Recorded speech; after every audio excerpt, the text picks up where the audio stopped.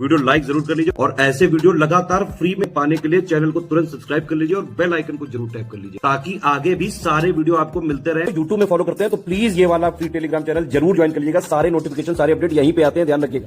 नमस्कार दोस्तों, स्वागत है आप सभी का ऑनलाइन एग्जाम प्रिपरेशन पर which is the part of study for civil services. दोस्तों यूपी SSSC वीडियो के एग्जाम के लिए कंप्यूटर देख रहे हैं और कंप्यूटर की सीरीज़ में आगे बढ़ते हुए आज हम नेक्स्ट टॉपिक पढ़ेंगे। लास्ट वीडियो में हमने फाइल के बारे में जाना था, डॉस के बारे में जाना था। इसके बाद हमारा जो नेक्स्ट टॉपिक है वो है हमारा कैड यानी कि कंप्यूटर एडेड डिज़ाइन, और इसके आगे जो तथ्य हैं उनको हम कवर करेंगे। तो चलिए स्टार्ट करते हैं। लास्ट हमने यहाँ तक पढ़ लिया था डेस्कटॉप पब्लिशिंग, इसको देख लिया था। अलग अलग टर्म जो होते हैं कंप्यूटर के इनको भी हमने जाना था। तो बीच बीच में ये टर्म्स आते हैं, आप इनको अलग से नोट कर सकते हैं, अलग से नोट कर लें, लिख लें डेस्कटॉप पब्लिशिंग, उसके आगे लिख लें ये है क्या। एग्जाम में ऐसे सीधे तौर पर प्रश्न पूछे जाते हैं, जैसे वीडियो कॉन्फ्रेंस से कई बार प्रश्न पूछ चुके हैं, ठीक है, आपसे चैट से कई बार प्रश्न पूछा जा चुका है, तो आपसे ये पूछ सकते हैं। कंप्यूटर एडेड डिज़ाइन यानी कि कैड, इसका फुल फॉर्म याद रखना है। पहली चीज़ ये क्या है, इसका यूज़ किया जाता है। अब डिज़ाइन से ही स्पष्ट है कि डिज़ाइन बनाने के लिए यूज़ करेंगे, बदलने के लिए यूज़ करेंगे, डिज़ाइन का जो एनालिसिस है उसको करने के लिए यानी विश्लेषण करने के लिए इसका यूज़ करते हैं, तथा ऑप्टिमाइज़ करने के लिए ये प्रयुक्त होता है कैड। कैड सॉफ्टवेयर का यूज़ डिज़ाइनर का उत्पादकता और गुणवत्ता बढ़ाने के लिए की जाती है। अब कोई भी सॉफ्टवेयर है वो क्या काम करेगा, आपका काम आसान बनाएगा। सॉफ्टवेयर में कई सारी चीज़ें आपकी होती हैं जो आपके काम को आसान बना देती हैं। तो ऐसे ही आपकी जो डिज़ाइनिंग है उसको कैड क्या करता है, आपकी डिज़ाइनिंग को और ज़्यादा अच्छा बना देगा, क्वालिटी वाला बना देगा, और उसकी जो उत्पादकता है उसको बढ़ा देगा। ठीक है, आजकल कई सारे सॉफ्टवेयर आ गए हैं जो जैसे कि काम करते हैं एडिटिंग वगैरह का, वो जानते होंगे। और आप सब भी अगर जो स्टेटस लगाते रहते तो आप सब ने भी कभी ना कभी यूज़ किए ही होंगे सॉफ्टवेयर वगैरह, कई सारे एप्लीकेशन यूज़ किए होंगे। तो वो सब क्या है, सॉफ्टवेयर ही तो है, सॉफ्टवेयर से मिलकर ही बने हैं, प्रोग्राम ही है एक प्रकार का। तो वो काम क्या करता है, आपकी वीडियो की, जैसे आपने कोई वीडियो नॉर्मल कैमरा से बनाया, फिर आप एडिट कर लेते हो उसे किसी सॉफ्टवेयर में, किसी एप्लीकेशन में जाकर, और वो एडिट कर कर आपको उसकी क्वालिटी बहुत अच्छी बन जाती है, उसकी स्पीड बढ़ा सकते हैं, तो कई सारे चेंजेस आप उसमें कर पाते हैं। ठीक है ना, तो यही काम इसका है, कैड का, कंप्यूटर एडेड डिज़ाइन, ये काम करता है। अगला दिया गया है ग्राफिकल इंटरचेंज फॉर्मेट यानी कि GIF, इसका फुल फॉर्म आपको याद रखना है। ये क्या करता है, बिट मैप इमेज का फॉर्मेट है। आपने GIF इमेज देखी ही होंगी, आपके व्हाट्सएप में भी रहती हैं, और आजकल आपने कोई भी फेस्टिवल है उसमें भी आप सेंड करते हैं, बर्थडे आदि में भी आप GIF पिक्चर सेंड करते हैं सबको।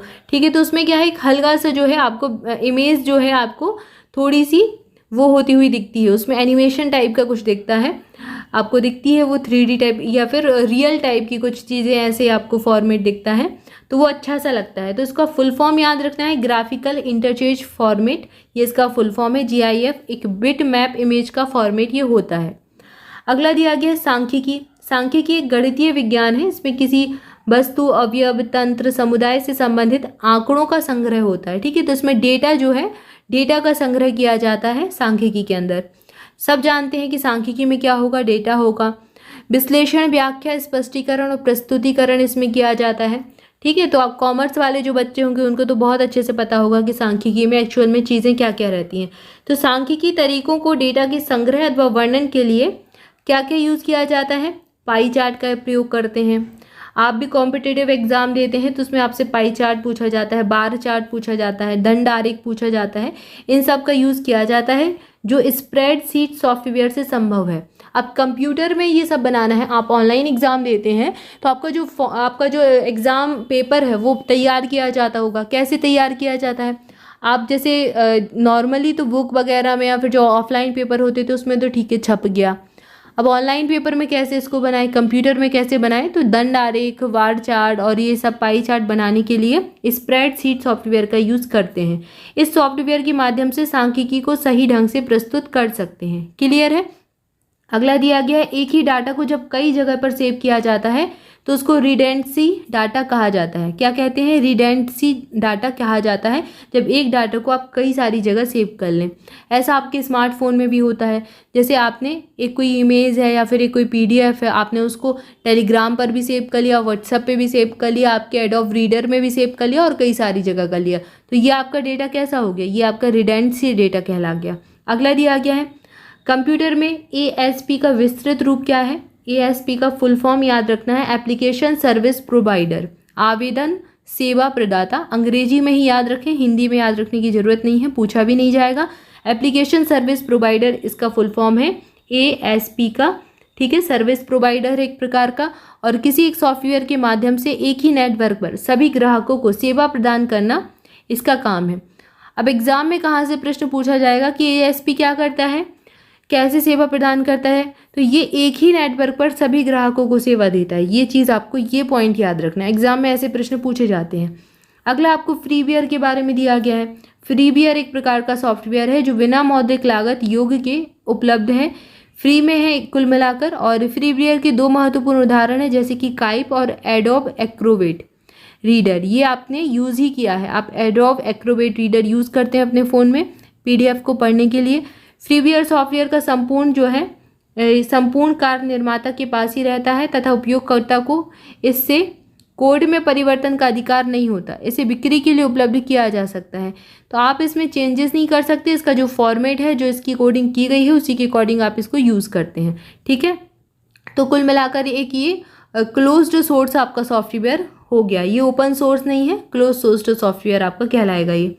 अगला दिया गया है शेयरवेयर। ये क्या है, ये एक ऐसा सॉफ्टवेयर है जो कुछ दिनों के लिए फ्री में ट्रायल के रूप में दिया जाता है, जिसे प्रयोगकर्ता प्रयोग करे और उसकी विशेषता को जाने। कुछ दिनों बाद यूज़र की सॉफ्टवेयर की कीमत अदा करनी पड़ती है। अब आपने कई सारे जैसे एप्लीकेशन हैं यूज़ किए होंगे शायद आपने फ़ोन पर, अगर आपने पिक्सआर्ट देखा हो या फिर और भी एप्लीकेशन होते हैं, तो इसका कई बार फ्री ट्रायल आपको मिल जाता है। आप 1-2 दिन तक फ्री में यूज़ कर सकते हैं, फिर आपको इसका और यूज़ करने के लिए आपको इसके जो है मंथली आपको इसका वो लेना पड़ता है, या फिर आप ईयरली भी आप इसका पैक ले सकते हैं, आपको परचेज करना पड़ता है, कुल मिलाकर पैसे देने पड़ते हैं। तो ऐसे जो सॉफ्टवेयर जो आपको कुछ समय के लिए, 1 या 2 दिन के लिए या फिर 1 हफ्ते के लिए फ्री में मिल जाए, फिर आपको उनके लिए पेमेंट देना पड़े, उनको कहा जाता है शेयरवेयर सॉफ्टवेयर कहा जाता है, ठीक है। ऐसा कई सारे एप्लीकेशन में होता है, ये शायद नेटफ्लिक्स या फिर आपका जो हॉटस्टार वगैरह में भी पहले ये थी, ठीक है। और ये चीज़ें आपको क्या करती हैं, मार्केटिंग का एक तरीका ही है कुल मिलाकर, ठीक है, कि इंसान कई बार यूज़ करे और फिर उसको आदत लग जाए, फिर अच्छा लगे तो परचेज़ कर ले। और कई बार अच्छा भी है कि आप एक बार ट्रायल कर लें, देख लें कि वो चीज़ अच्छी है या नहीं। तो आपको ये शब्द याद रखना है, टर्म याद रखने हैं। यहाँ से प्रश्न पूछे जाते हैं कि शेयरवेयर कैसा सॉफ्टवेयर है, नीचे आपको ऑप्शन दे देंगे कि ये कैसा सॉफ्टवेयर है, ये आपको फ्री में उपलब्ध रहता है या फिर प्रयोगकर्ता केवल एक बार प्रयोग करके उसके बाद उसको आपको देना पड़ता है, कुछ आपको उसका मूल्य चुकाना पड़ता है, या फिर आपको और ऑप्शन देंगे। तो आपको याद रखना है कि फ्रीवेयर क्या है, शेयरवेयर क्या है, दोनों याद रखने हैं, क्लियर है। अगला दिया गया है API एप्लीकेशन प्रोग्राम। ये इंटरफेस का संक्षिप्त रूप है। API इसका फुल फॉर्म क्या है, API एप्लीकेशन प्रोग्राम इंटरफेस, ठीक है, इसका फुल फॉर्म याद रखना है। और यह 2 सॉफ्टवेयर के मध्य इंटरफेस का काम करता है। इंटरफेस उपलब्ध है जैसे कि ADI टूल्स, प्रोटोकॉल और राउटनीस, ये सब इसका सेट है जो एप्लीकेशन सॉफ्टवेयर बनाने में सहायक होते हैं। तो कुल मिलाकर एक इंटरफेस का काम करते हैं ये, जो एप्लीकेशन सॉफ्टवेयर को बनाने में यूजफुल है।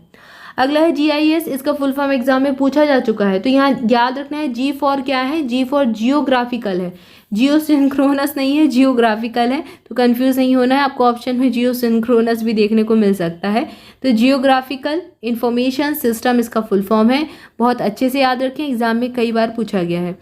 यह सिस्टम भौगोलिक आंकड़ों और आकाशीय स्थिति को कैप्चर करने और स्टोर करने और प्रबंध करने के लिए तैयार किया गया है। तो भौगोलिक आंकड़े जो होते हैं, आकाशीय स्थिति जो है उसको कैप्चर करता है, स्टोर करता है, उनका मैनेजमेंट करता है GIS। तो ये अलग अलग सॉफ्टवेयर हैं जिनको डेवलप किया गया है लोगों की सुविधाओं के लिए।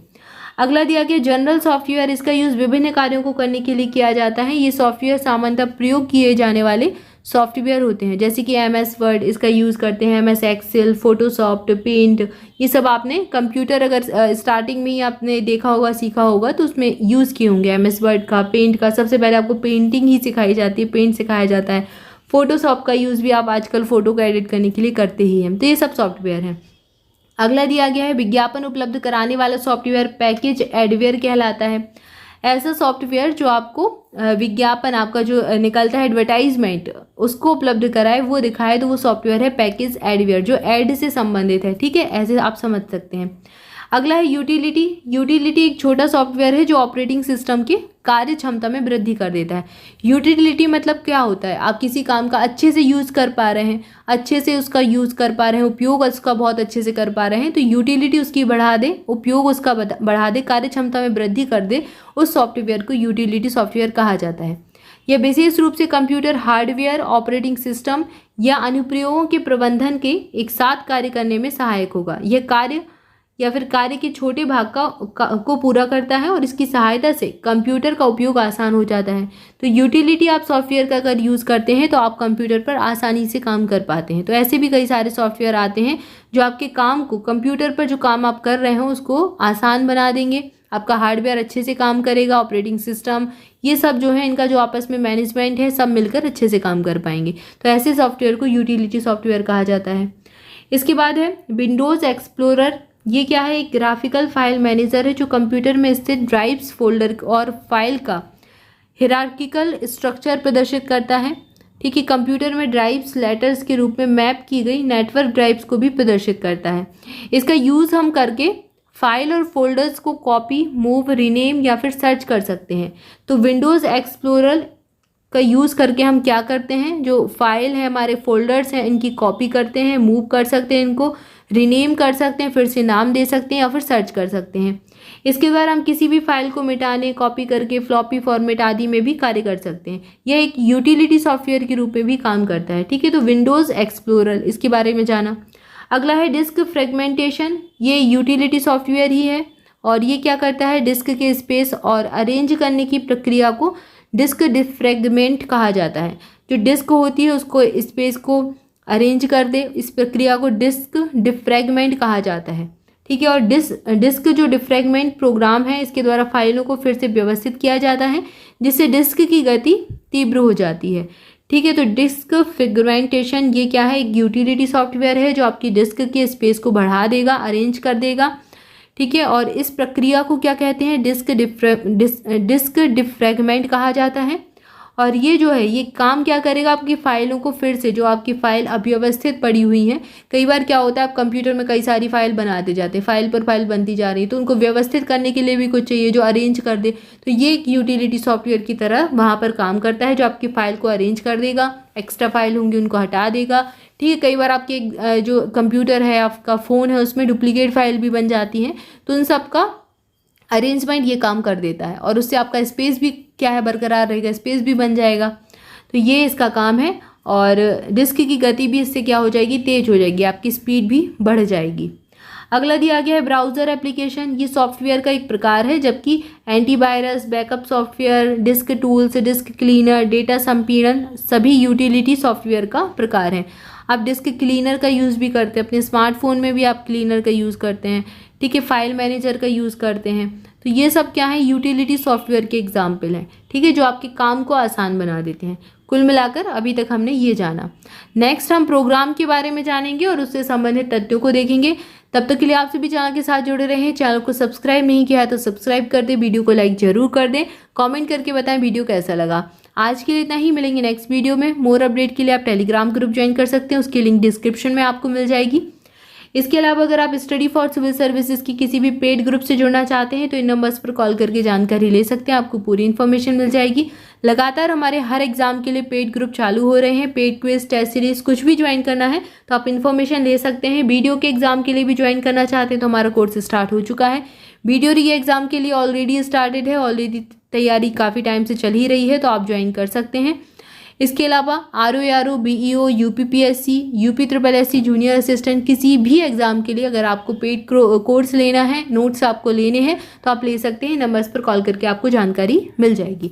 Thank you for watching this video. स्वस्थ रहें, मस्त रहें, मुस्कुराते रहें, पढ़ाई करते रहें। मिलेंगे नेक्स्ट वीडियो में। Thank you so much.